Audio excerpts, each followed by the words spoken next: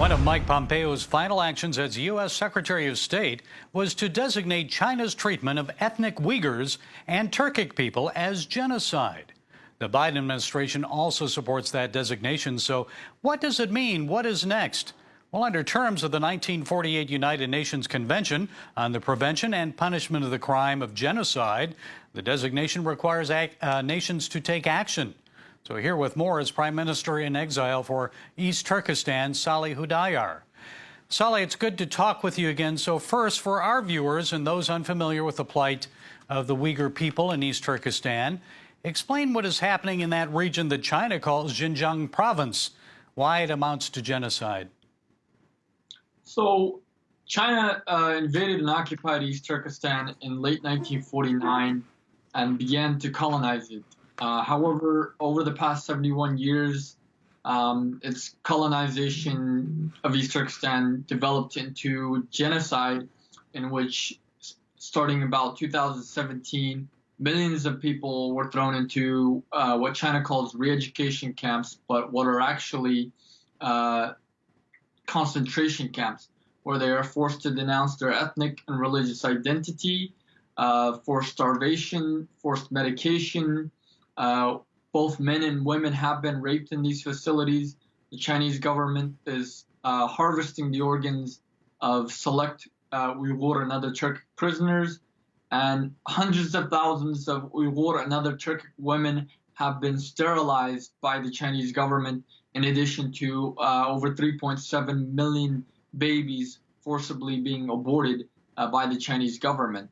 And all of these constitute as genocide as defined under the UN Genocide Convention and as defined under the Exile Genocide Prevention Act and Section 1091 of the U.S. Code on genocide.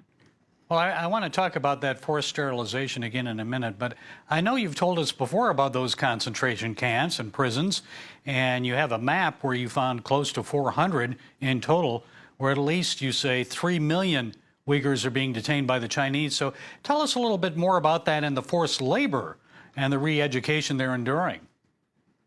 So initially, the Chinese government began to send millions of people in the concentration camps to, forcibly brainwash them, while also, killing select number of them for their organs. However, in recent years, especially with the coronavirus pandemic, China has begun to shift to using them as slave labor.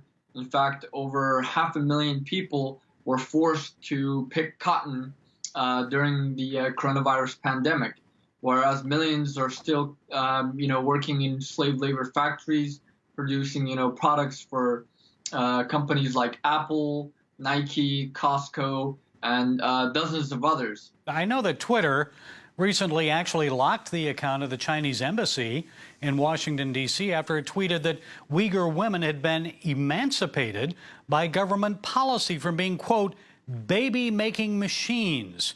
Your reaction to what happened?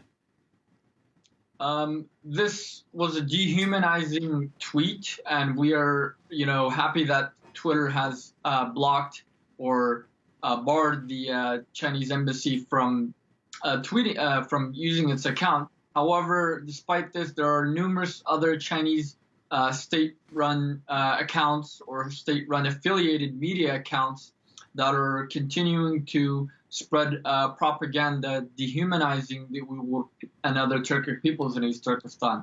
Okay, Salih, so we have that genocide designation now. What should the Biden administration do? How should the U.S. respond? One thing that we're urging is that the Justice Department implement Section 1091 and prosecute China's diplomats in the United States, including its ambassador, Su Tiankai, for genocide, while also urging other countries, especially American allies, to recognize the atrocities as genocide and to take this to the UN Security Council and urge the UN to uphold its genocide convention. There needs to be real strong actions that need to be taken to stop this. There is a lot of Chinese involvement in Middle East nations, especially Muslim ones. So how come your fellow Muslims aren't speaking out about this? I'm thinking in particular those in the Middle East who are working deals with the Chinese. Your thoughts? Again, they're all working, for their own economic interest. So they're ultimately turning a blind eye and in many cases selling Uyghurs to the Chinese government. Turkey, in fact, has an extradition treaty with China, and they are deporting Uyghurs, and there are rumors that they're about to deport even more Uyghurs in exchange for, the coronavirus vaccine from China. Okay, Salih Hudayar, East Turkistan Prime Minister in exile. Thank you, Salih, for taking the time to be with us again. Thank you for having me.